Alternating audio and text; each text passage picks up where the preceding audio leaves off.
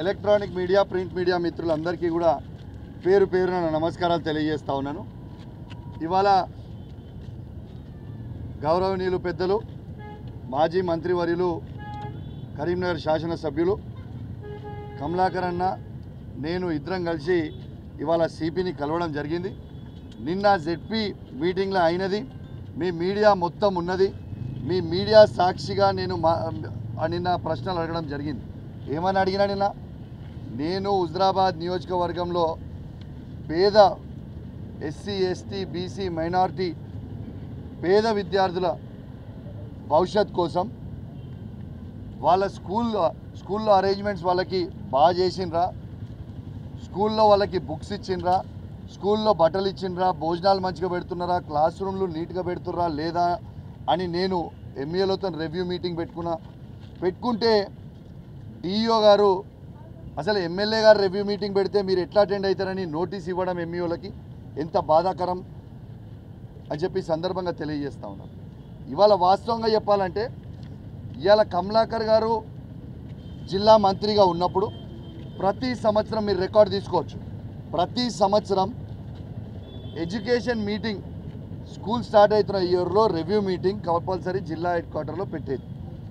అట్లాంటిది ఇక్కడ మంత్రి గారు అది ఉత్తమ్ కుమార్ రెడ్డి గారు కావచ్చు, పొన్నం ప్రభాకర్ గారు కావచ్చు, శ్రీధర్ బాబు గారు కావచ్చు, జిల్లాలో వాళ్ళు వచ్చి రివ్యూ మీటింగ్ పెట్టకుండా ఇలా ప్రజల సమస్యలు పిల్లల భవిష్యత్తు గాలికి వదిలేసి వాళ్ళు వదిలేసినప్పటికీ మేము హుజరాబాద్ నియోజకవర్గంలో ఒక బాధ్యత కలిగిన ఎమ్మెల్యేగా నేను రివ్యూ మీటింగ్ పెట్టి నేను ఆ పిల్లల సమస్య తెలుసుకుంటే దానికి నోటీస్ పంపడం ఎంతవరకు సమంజసమని నిన్న నేను జెడ్పీ మీటింగ్లో నేను అడిగితే సమాధానం చెప్పలేని పరిస్థితిలో కలెక్టర్ గారు డిఓ గారు ఉండి నిన్న పారిపోయింది.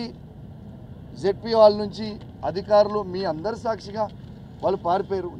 నేను అధికారులను అడుగుతూ ఉన్నా, ఇలా మీరు సమాధానం చెప్పే పరిస్థితిలో మీరు లేకపోతే ఎందుకు అట్లాంటి తప్పుడు పనులు చేస్తున్నారని నేను అడుగుతున్నాను. అది వాళ్ళ పని తప్పు అని మీకు తెలిసే మీ దగ్గర సమాధానం లేకనే మీరు వెళ్ళిపోయారు కదా. అట్లాంటి పరిస్థితి మీరు ఎందుకు తెచ్చుకుంటున్నారు? ఇలా ప్రభుత్వము ఇలా వాళ్ళు ఉండొచ్చు, రేపు మేము రావచ్చు, కానీ లీగల్గా ఎట్లుంటే మీరు అట్లా చేయాలి. కానీ మీరు సమాధానం చెప్పలేని పరిస్థితిలో మీరు అధికారులు తెచ్చుకుంటున్నారు అంటే మీరు ఏం చేస్తున్నారు ఒకసారి మీ మనస్సాక్షికి మీరు ఎట్లా చేస్తున్నారు, మీరు ఏం చేస్తున్నారు అనేది మీ మనస్సాక్షికి మీరు ఆలోచన చేసుకోండి. ఇవాళ ఒక జిల్లా పరిషత్ సిఓ గారు, దాని అధ్యక్షన జెడ్పీ చైర్మన్ గారు ఉంటారు. అసలు జెడ్పీ చైర్మన్ గారి అప్రూవల్ లేకుండా ఇలా వచ్చి కంప్లైంట్ ఇచ్చే రైటే సిఓ గారికి లేదు. ఇది రాజ్యాంగం కల్పించింది. ఇలా రాజ్యాంగం నాకు ఏం కల్పించింది? ఒక శాసనసభ్యునిగా నా గలం ఎత్తుకోనికే ఇలా జెడ్పీ ఆఫీస్లో కావచ్చు, అసెంబ్లీలో కావచ్చు, ఇలా ఎత్తుకునే అవకాశం నాకు ఉన్నది. దాన్ని మీరు తుంగలకి ఎట్లా దొక్కుతారో అని నేను అడుగుతా ఉన్నాను. ఇలా నిన్న మీరు అందరు మీడియా ఉన్నారు, నిన్న నేను చేసిన తప్పేంటిది? నేను కలెక్టర్ గారిని అడిగిన డిఓ గారికి నోటీస్, మీరు డిఓ గారు నోటీస్ ఎట్లా పంపినరు దానికి జవాబు చెప్పండి. హుజరాబాద్ నియోజకవర్గంలో దళిత బంధు 2వ విడతని ఎందుకు ఆపుతున్నారు దానికి జవాబు చెప్పండి. ఇవాళ హుజరాబాద్ హాస్పిటల్లో కేసీఆర్ కిట్లు ఎందుకు ఇస్తలేరు? మగబిడ్డ పుడితే 12,000, ఆడబిడ్డ పుడితే 13,000 ఎందుకు ఇస్తలేరు? న్యూట్రిషన్ కిట్ ఎందుకు ఇస్తలేరు? ఇలా జమ్మికుంట హాస్పిటల్లో గైనకాలజిస్ట్ డాక్టర్ని ఎందుకు తీసేసిండ్రు? ఇలా నేను అడగడం తప్ప, ఇవి అడిగితే దీనికి జవాబు చెప్పలేక మీరు ఆఫీస్ నుంచి వెళ్ళిపోయి ఇలా మీరు వెళ్ళిపోతుర్రు. మీరు ఏమని వెళ్ళిపోతుర్రు? నేను జవాబు చెప్పకుండా లేచి అబ్జెక్ట్గా వెళ్ళిపోతుంటే మేము నాతో పాటు మా జెడ్పీటీసీలు మా ఎంపీపీలు నిల్చొని మాకు న్యాయం చేయండి కలెక్టర్ గారు అని మేము చూపించినాము. దాంట్లో తప్పేంటిది? తర్వాత కలెక్టర్ గారు మేము వెళ్ళిపోతాము అంటే సరే ఓకే వెళ్ళిపోండి అని వెళ్ళిపోయినరు. What is wrong in that? దానికి మీరు పోయి కేసు పెట్టడం ఇదేం పద్ధతి? ఇవాళ నేను కూడా జిల్లా సిపి గారికి ఇవాళ పిటిషన్ ఇవ్వడం జరిగింది. ఇది మాకు జిల్లా సిపి గారు రిసీప్ట్ కాపీ కూడా ఇవ్వడం జరిగింది. ఇలా ఖచ్చితంగా దీన్ని కూడా ఎంక్వైరీ చేసి సిఓ గారి మీద కూడా ఎఫ్ఐఆర్ చేస్తా, దీన్ని ఎంక్వైరీ చేస్తా, నిజం అయి ఉంటే ఎంక్వైరీ చేసి ఎఫ్ఐఆర్ చేస్తా అని కూడా సిపి గారు కూడా మాకు చెప్పడం జరిగింది. దీన్ని ఎంక్వైరీ చేసి న్యాయం చేస్తాం మీకు కూడా అని చెప్పడం జరిగింది. మాకు పూర్తి నమ్మకం విశ్వాసం ఉంది సిపి గారి మీద, ఖచ్చితంగా న్యాయం చేస్తారని నేను కోరుకుంటా ఉన్నానని చెప్పి ఇప్పటికైనా కూడా నేను ఈ అధికారులు మన కరీంనగర్ జిల్లాలో ఉన్న అధికారులకి నేను రిక్వెస్ట్ చేస్తా ఉన్నా, ఇక్కడ ఉన్న ఈ జిల్లా మంత్రి అయిన పొన్నం ప్రభాకర్ గారి మాటల బడి మీరు ఆగం కాకుర్రి. ఈ పొన్నం ప్రభాకర్ గారి మాటల్లో పడి జమ్మికుంట ఎంఆర్ఓ గారు జైలుకు వేయరు, కమలాపూర్ ఎంఆర్ఓ గారు జైల్లోనే ఉన్నారు. ఈయన మాత్రం మంచిగా తిరుగుతున్నాడు, అధికారులను ఇరికిస్తున్నాడు. ఈయన మంచిగా సపడేకుంటుండు. ఈయన ఇల్లీగల్ పనులు ఏమంటే మీరు దయచేసి మీరు చేసి ఆయన మాటల ట్రాప్లో పడి మీరు ఇబ్బంది పడకుండా అని చెప్పి నేను సందర్భంగా తెలియజేస్తా ఉన్నాను. ఖచ్చితంగా నేను కూడా రేపు నేను కూడా స్పీకర్ గారి దగ్గరికి పోయి ప్రివిలేజ్ మోషన్ ఖచ్చితంగా డిఓ గారి మీద సిఓ గారి మీద ఖచ్చితంగా నేను మూవ్ చేస్తా అని చెప్పి కూడా ఈ సందర్భంగా మీ ద్వారా తెలియజేస్తా ఉన్నాను. ఖచ్చితంగా వీళ్ళకి ప్రివిలేజ్ మోషన్ మూవ్ చేస్తాం. రేపు అసెంబ్లీలో కూడా ఈ మాటని మేము గలమెత్తాం. ఈ కేసులు ఎట్లా పెడతారని చెప్పి కూడా మేము ఖచ్చితంగా అడుగుతామని చెప్పి కూడా ఈ సందర్భంగా తెలియజేస్తూ ఉన్నాం. ఇంకోటి కూడా చెప్తా ఉన్నాం, మీకు ఈ ప్రభుత్వానికి చెప్తా ఉన్నాం, మీరు ఇట్లా మా మీద ఒత్తిళ్లు పెట్టి కేసులు పెట్టిస్తే ఈడ మేము భయపడేటోళ్ళం కాదు. ప్రజల సమస్యల మీద ఖచ్చితంగా కొట్లాడతాం, మా గలం ఇప్పుతాం. మీరు ఇచ్చిన 6 గ్యారెంటీలు ఇచ్చే వరకు మేము మీ వెంట పడతాం, మా గలం ఇప్పుతూనే ఉంటామని చెప్పి కూడా ఈ సందర్భంగా తెలియజేస్తూ, మీరు ఇట్లా మమ్మల్ని ఇబ్బంది పెట్టి మా బీఆర్ఎస్ కార్యకర్తలను కూడా ఇబ్బంది పెట్టాలనుకుంటే మేము భయపడేది ఏం లేదు. ఖచ్చితంగా మా బీఆర్ఎస్ పార్టీ కార్యకర్తలకు కూడా మా కరీంనగర్ జిల్లాలో కమలాకర్ అన్న నాయకత్వంలో ఖచ్చితంగా మేము గట్టిగా అండగా ఉంటాం. కమలాకర్ అన్న వినోద్ అన్న నాయకత్వంలో ఖచ్చితంగా అండగా ఉంటాం ప్రతి కార్యకర్తగా తెలియజేస్తూ సెలవు తీసుకుంటా ఉన్నాను. జై తెలంగాణ, జై KCR.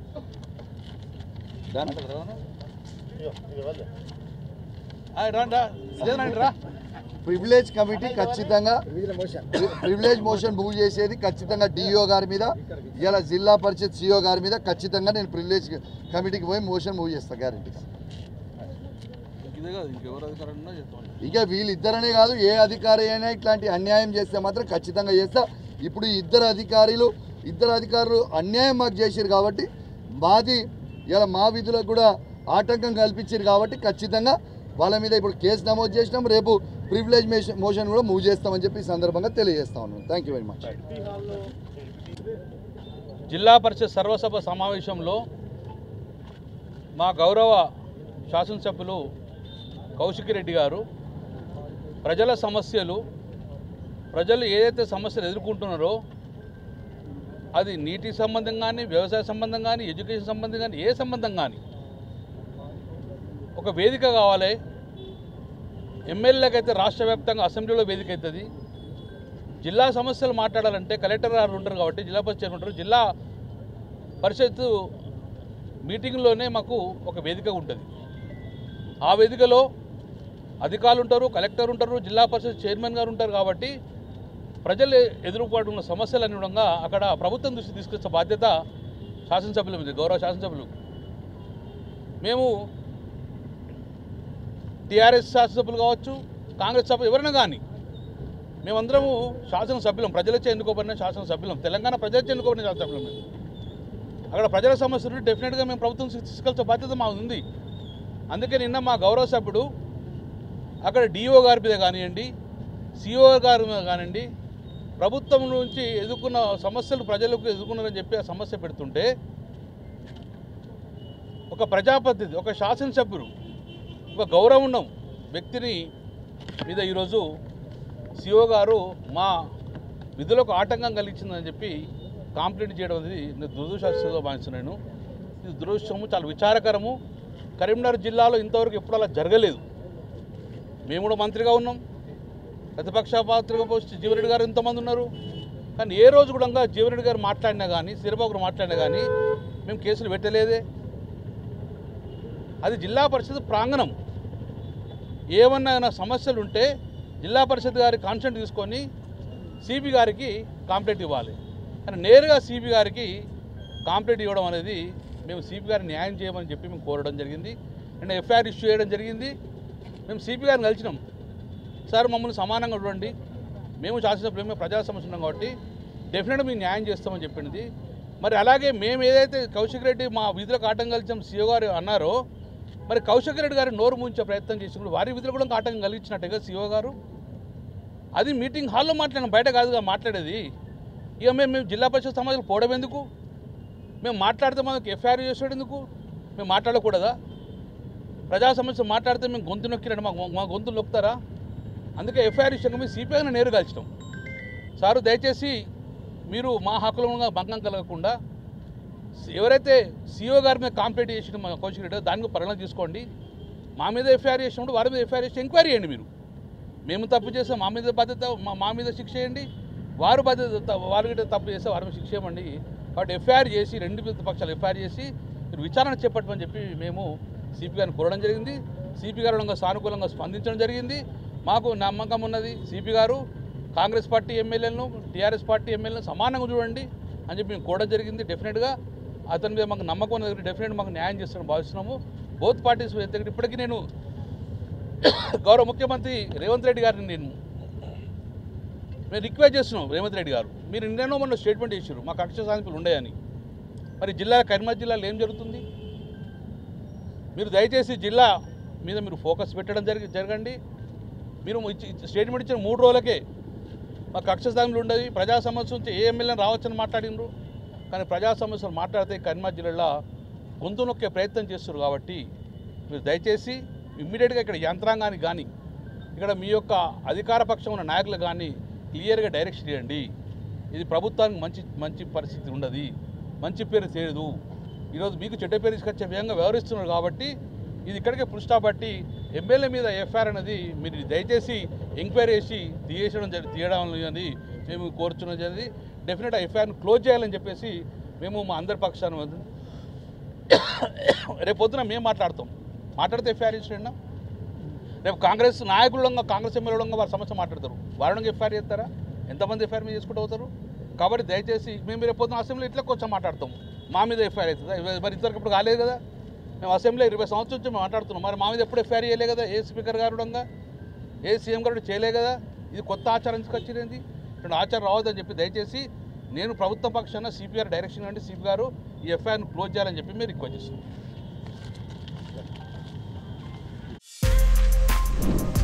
For more videos like this, subscribe Big TV channel.